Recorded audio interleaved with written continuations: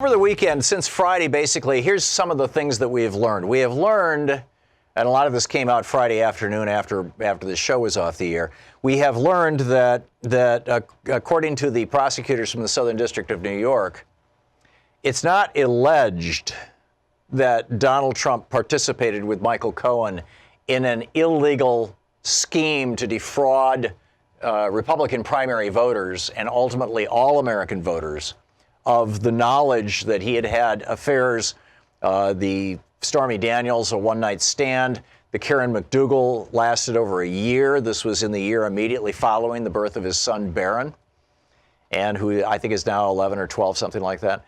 That he covered these things up. He directed Michael Cohen to do so. He gave him the money to do so.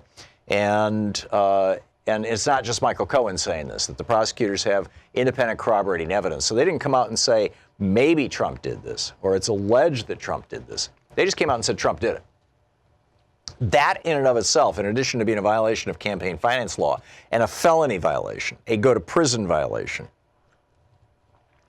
that is also fraud. It's fraud on the American people. It's a fraud that is worthy of impeachment. So we learned that.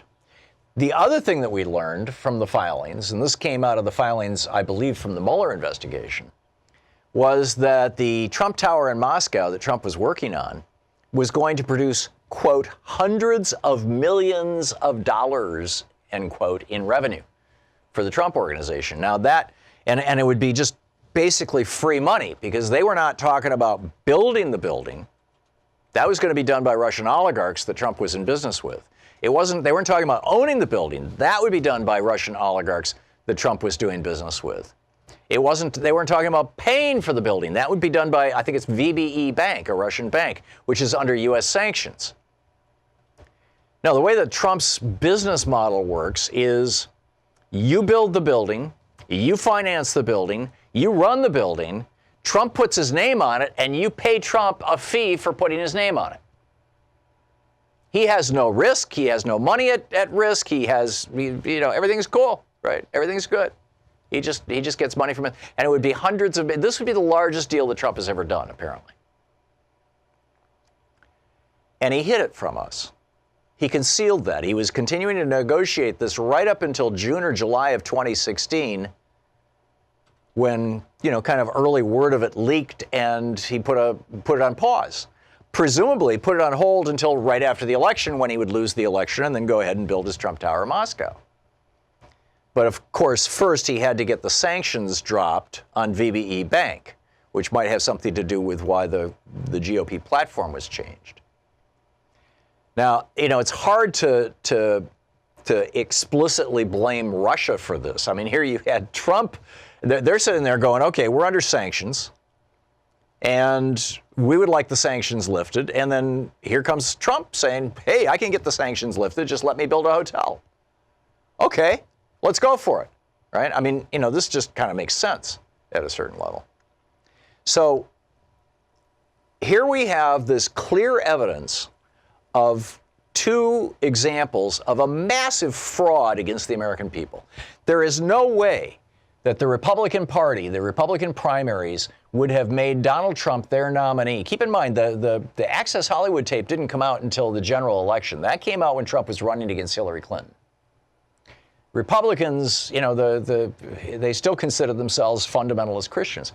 There's no way Trump would have become the GOP nominee if the word about his year-long affair with Karen McDougal and his affair with a porn star, Stormy Daniels, had come out. Wouldn't have happened. It would have been Hillary Clinton versus Jeb Bush, or Hillary Clinton versus somebody else. And Hillary Clinton probably would have won against a conventional Republican nominee. So number one, there was that fraud against the Republicans in the primary. Number two, the fraud against the American people with regard to all this Russia stuff, plus the Karen McDougal and Stormy Daniels stuff. So in my opinion, just these two things that we learned on Friday, and these are not speculation, these are actual charges, assertions, are enough to impeach Trump. So what about Mike Pence? Mike Pence was in charge of the transition. Mike Pence was in tight on all this stuff. If there is even the smallest amount of evidence that Mike Pence knew about either of these crimes, we should impeach and remove from office both Donald Trump and Mike Pence, which means that you get President Nancy Pelosi. Can we work on that? Do you know anything about Mike Pence's involvement in any of this stuff that might make him impeachable as well? There's so little on the record. And then this guy Ayers, Nick Ayers, I think his name is, who is Pence's, Nick Ayers, who's Pence's chief of staff. He's running back to Georgia now. Why? Because he's got tens of millions of dollars. The guy's 34, 36 years old, something like that. He's got tens of millions of dollars that he made running political campaigns over the last decade. How do you make tens of millions of dollars as a campaign consultant? I mean, typically campaign consultants are paid $250,000 a year, $500,000 a year. Maybe if you're Karl Rove, $1 million. This guy is like worth 30, 40, $50 million. There's some debates about it, but somewhere in that neighborhood. And he made it all. He came from a middle-class family. He made it all running Republican campaigns. I'm guessing that he doesn't want the job of Trump's chief of staff because he himself is corrupt. After all, he's a Republican.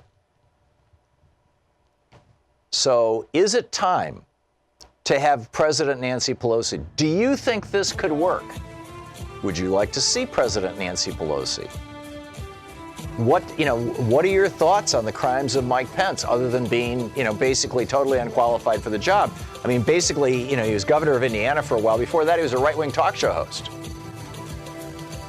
And a shill for the tobacco industry, actually. It is absolutely vital that we impeach Pence along with Trump so that we get President Pelosi, in my humble opinion. What do you think?